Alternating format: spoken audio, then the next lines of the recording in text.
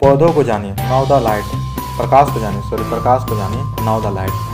क्या आपने बंद या अंधेरे कमरे में किसी छिद्र से आती हुई सूर्य के प्रकाश की किरणों को देखा है? क्या कभी रात्रि के समय रेल इंजन की हेडलाइट या लाइट हाउस की सर्च लाइट से आते प्रकाश को किरणों को देखा है? ये अनुभव क्या संकेत देते हैं, क्या करते हैं, क्या संकेत करते हैं? आप जानते हैं कि एक सीधी नली के एक सिरे पर जलती हुई मोमबत्ती के लो को रखा जाता है तथा नली के दूसरे सिरे से उस लो को देखा जाए तो लो स्पष्ट रूप से दिखाई देती है, परंतु मुड़ी हुई नली को एक सिरे पर मोमबत्ती की लो रखकर दूसरे सिरे से देखने पर लो बिल्कुल नहीं दिखाई देगी। आइए एक एक क्रियाकलाप करते हैं। एक्सपेरिमेंट 1। आवश्यक सामग्री जूता का डिब्बा या अन्य बड़ा डिब्बा, पारदर्शी शीट, प्लास्टिक, लेजर, टॉर्च, अगरबत्ती, फेविबॉन्ड या पारदर्शी शीशे का जार, डेटॉल, टॉर्च। क्रिया विधि: कार्टून के डिब्बे की तरह 3 सतह को कैंची से काटकर बड़ा छिद्र बनाइए। इस पर फेविबॉन्ड की सहायता से पारदर्शी शीट प्लास्टिक चिपका दीजिए। डिब्बे के अंदर जली हुई अगरबत्ती आलू की सहायता से रख दीजिए। थोड़ी देर में डिब्बा धुएं से भर जाएगा। अब लेजर टॉर्च जलाकर उसकी रोशनी पारदर्शी शीट पर डालिए। आपको क्या दिखाई देता है? डब्बे के भीतर प्रकाश सीधी रेखा में जाता हुआ दिखाई देगा। इसी प्रकार शीशे के जार में पानी लेकर उसमें डेटॉल की कुछ बूंदें डालिए। धुंधले पानी में टॉर्च की रोशनी डालिए। आपको क्या दिखाई देता है? ये क्रियाकलाप दर्शाता है कि प्रकाश सरल रेखा में गमन करता है। क्या आप जानते हैं कि प्रकाश के गमन के रास्ते में कोई चमकदार पृष्ठ सतह रखा जाता है तो क्या होता है? प्रकाश का परिवर्तन प्रकाश के गमन गर्भ मार्ग में चमकदार पृष्ठ प्रकाश के गमन की दिशा में परिवर्तन कर देता है। जब प्रकाश किसी चमकदार सतह, एक चमकदार स्टील की थाली या चमकता हुआ किसी वाहन का बम्पर पर गिरता है तो उसके गमन की दिशा में परिवर्तन होता है। क्या आपने कभी पानी में वृक्ष, भवन आदि का प्रतिबिंब देखा है? क्या आपको पंचतंत्र पुस्तक की शेर तथा खरगोश की कहानी याद है? अब एक और क्रियाकलाप कीजिए। एक्सपेरिमेंट 2। एक टॉर्च लीजिए, उसके कांच को काले रंग के चार्ट पेपर से ढक दीजिए जिसमें कुछ छिद्र बने हों। लकड़ी की तख्ती पर एक चार्ट पेपर फैला दीजिए। एक समतल दर्पण को इस पर ऊर्ध्वाधर रखिए। टॉर्च का प्रकाश समतल दर्पण पर रखे लकड़ी की तख्ती के अनुदिश रखिए। अब टॉर्च की स्थिति को इस प्रकार व्यवस्थित कीजिए कि टॉर्च का प्रकाश समतल दर्पण पर कोण बनाते हुए टकराए। आपने क्या देखा? क्या दर्पण अपने ऊपर गिरने वाले प्रकाश की दिशा में परिवर्तन करता है? अब टॉर्च को इधर उधर इस प्रकार हटाइए कि उसका प्रकाश दर्पण पर पड़ता है। पूर्व में दर्पण द्वारा परिवर्तित प्रकाश की दिशा में कोई परिवर्तन दिखाई देता है? परिवर्तित प्रकाश की दिशा के अनुदिश दर्पण में देखिए। क्या आपको दर्पण में कुछ दिखाई देता है? क्या यह छिद्रों का प्रतिबिंब है? यह क्रियाकलाप प्रकाश के परिवर्तन को दर्शाता है। दिशा परिवर्तित प्रकाश को परिवर्तित प्रकाश कहा जाता है। दैनिक जीवन में वाहन में लगे दर्पण पर गिरती है प्रकाश किरणों की दिशा में परिवर्तन होता दिखाई देता है। यह प्रकाश के परिवर्तन के कारण होता है। प्रकाश किरण का किसी सतह पर आपतित होकर दिशा परिवर्तन के कारण वापस लौटने की प्रक्रिया को परिवर्तन कहते हैं।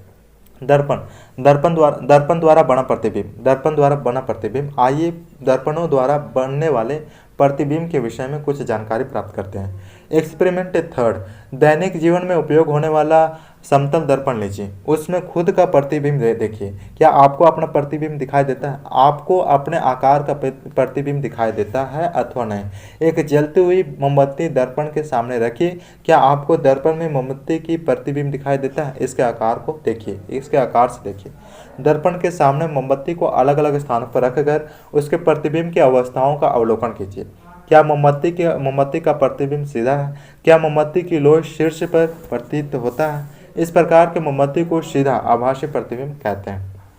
दर्पण के पीछे एक पर्दा डालिए तथा प्रतिबिंब को पर्दे पर देखने का प्रयत्न कीजिए। क्या आप प्रतिबिंब पर्दे पर देख पाते हैं? अब पर्दे को दर्पण को सामने रखिए।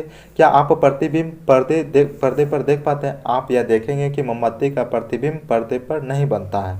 वस्तु से प्रतिबिंब की दूरी। प्रतिबिंब दर्पण से कितनी दूरी पर बनता है, इसे एक और क्रियाकलाप द्वारा जानने का प्रयास कीजिए। एक्सपेरिमेंट 4। एक सफ़ेद तथा 8 सेंटीमीटर मल्टीपल 8 सेंटीमीटर का वर्गाकार चार्ट पेपर लीजिए। लंबाई तथा चौड़ाई बराबर। उसमें बराबर आकार 1 सेंटीमीटर मल्टीपल 1 सेंटीमीटर के 64 वर्गाकार आकृतियाँ बनाइए। एक एक छोड़कर इन वर्गों को काले रंग से रखिए। शेष चौकोर सफेद रंग के होंगे। पेपर के मध्य में एक मोटी रेखा खींचिए तथा इस रेखा पर एक समतल दर्पण ऊर्ध्वाधर रखिए। दर्पण के सामने तीसरे वर्ग में एक छोटी वस्तु जैसे रबड़ शार्पनर रखिए। दर्पण में इसके प्रतिबिंब का अवलोकन कीजिए। आप क्या देखते हैं? फिर से उस छोटी वस्तु को दर्पण के सामने पांचवें वर्ग में रखिए तथा प्रतिबिंब का अवलोकन कीजिए। क्या दर्पण से वस्तु की दूरी तथा प्रतिबिंब की दूरी में कोई संबंध प्राप्त होता है? आपने देखा कि समतल दर्पण से वस्तु की दूरी तथा प्रतिबिंब की दूरी बराबर होती है।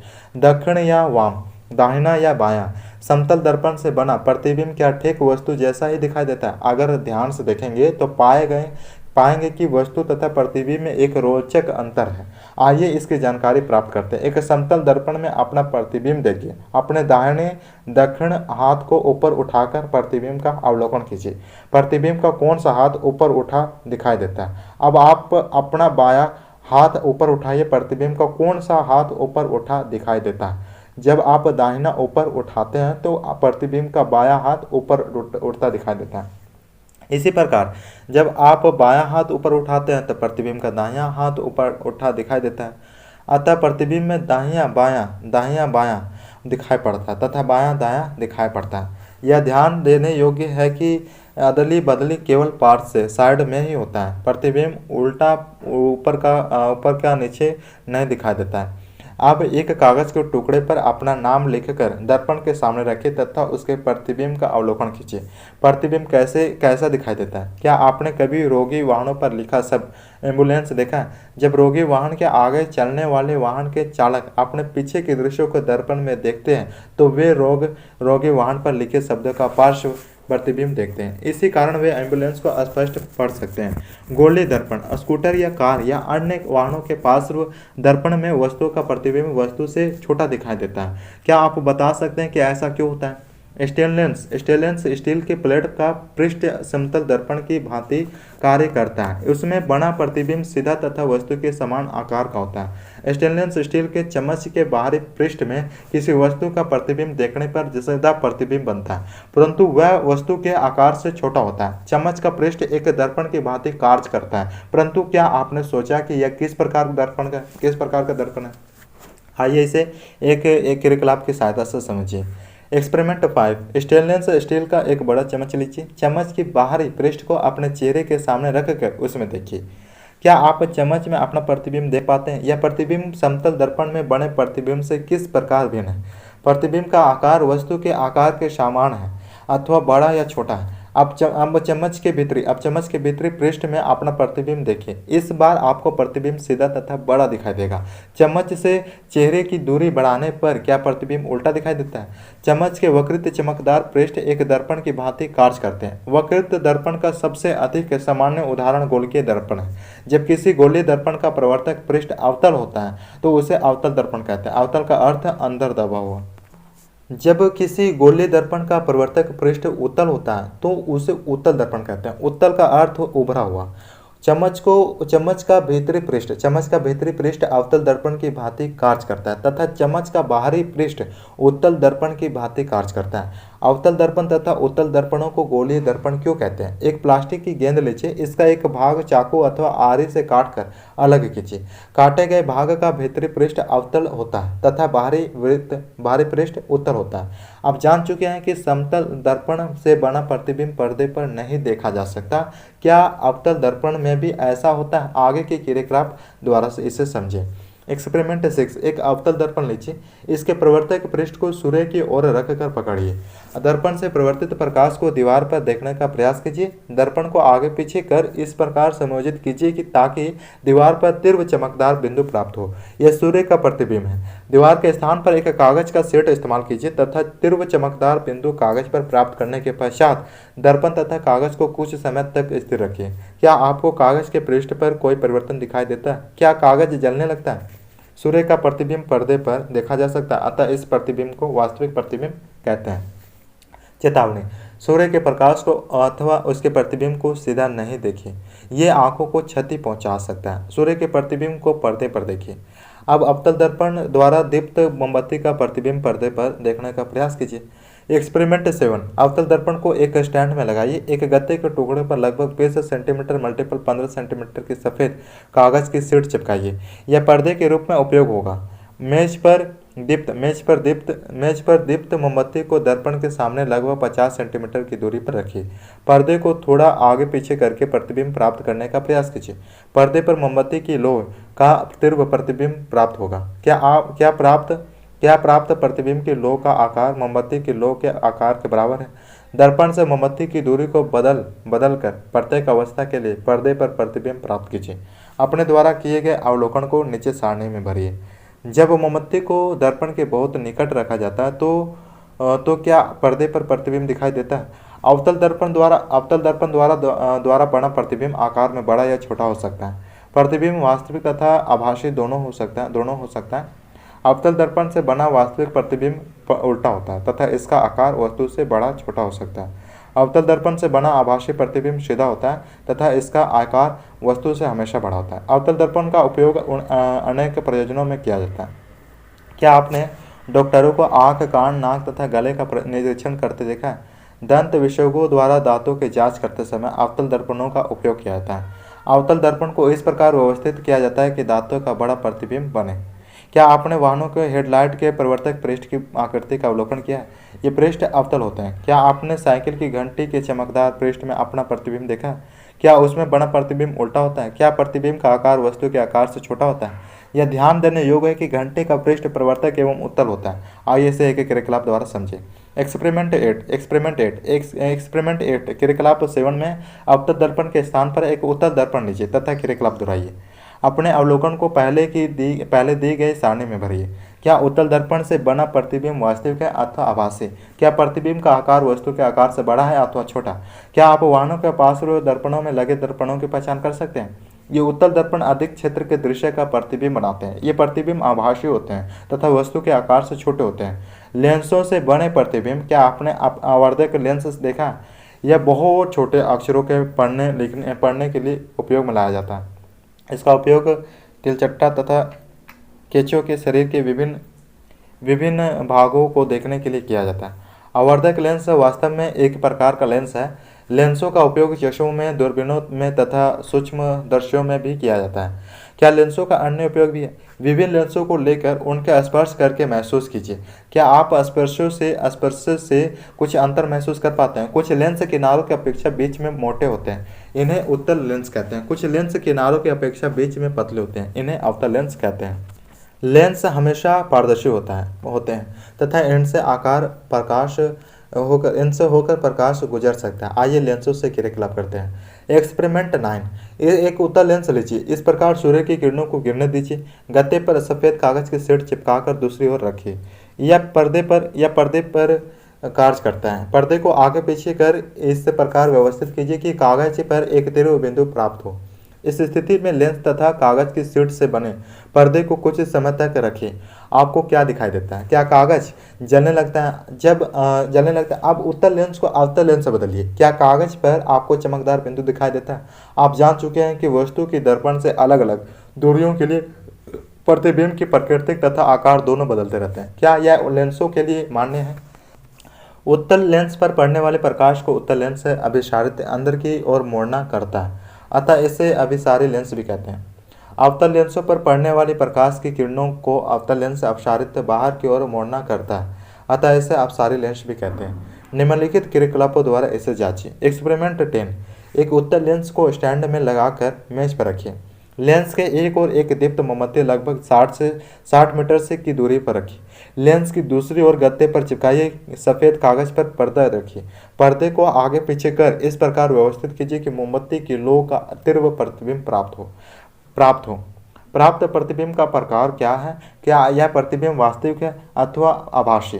मोमबत्ती को लेंस से अलग अलग दूरी पर रखिए तथा पर्दे को आवश्यकता अनुसार आगे पीछे कर लौ का तीव्र प्रतिबिंब प्राप्त कीजिए। प्रतिबिंब का अवलोकन कर सारणी के अनुरूप लेंस से प्रतिबिंब की दूरी एवं प्रतिबिंब की आकृति अंकित कीजिए। वस्तु की लेंस से किसी दूरी के लिए सीधा तथा आवर्धित प्रतिबिंब प्राप्त होता है। क्या इस प्रतिबिंब को पर्दे पर देखा जा सकता है? क्या यह प्रतिबिंब वास्तविक है अथवा आभासी? ऐसी ही अवस्था के लिए ऐसी अवस्था के लिए उत्तल लेंस आभासी तथा आवर्तित प्रतिबिंब बनाता है। उत्तल लेंस के स्थान पर अवतल लेंस का उपयोग कर प्रक्रिया दोहराइए।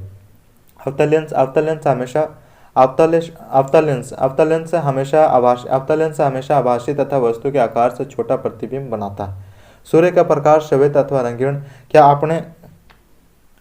आपने आकाश में कभी इंद्रधनुष देखा?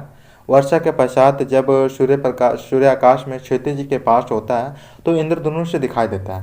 यह एक बड़े धनुष के आकार का होता है जिसमें अनेक रंग होते हैं। क्या आपने ध्यान से देखा है कि इंद्रधनुष में कितने रंग होते हैं? इंद्रधनुष में 7 रंग होते हैं। ये रंग है बैगनी, जा, पीनाला अर्थात बैगनी, नीला, जामुनी, हरा, पीला, नारंगी एवं लाल।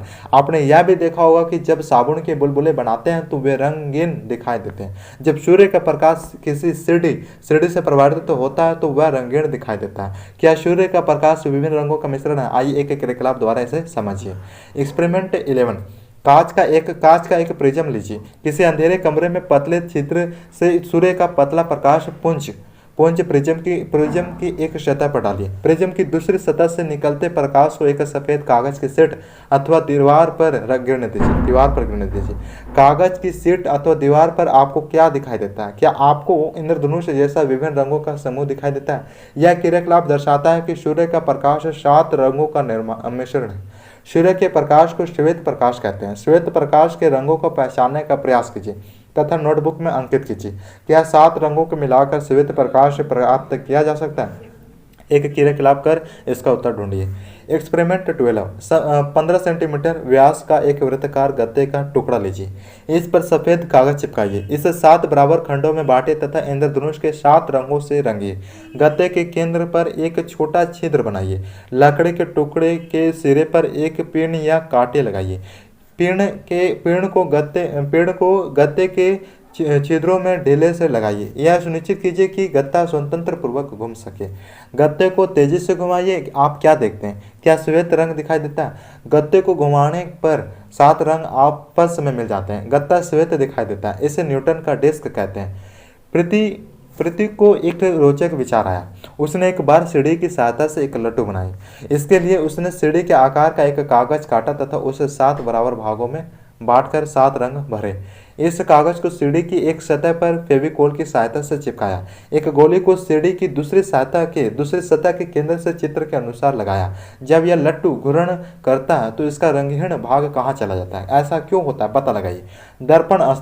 दर्पण अस्त्र कहा जाता है कि जब रोमनों ने ग्रीक की समुद्री तट पर स्थित सिसली नामक नगर पर आक्रमण किया तो आक्रमणियों ने चित्र अनुसार दर्पणों को लगाया। दर्पणों को किसी एक दिशा में घुमाया जा सकता था। इन्हें इस प्रकार व्यवस्थित किया गया कि सूर्य का प्रकाश दर्पणों से परिवर्तन के पश्चात रोमन सैनिकों पर पड़े। इससे उनके नेत्र चौनाक गए, वे चकरा गए तथा भाग खड़े हुए और ग्रीक अपने सूझबूझ से विजय हुई।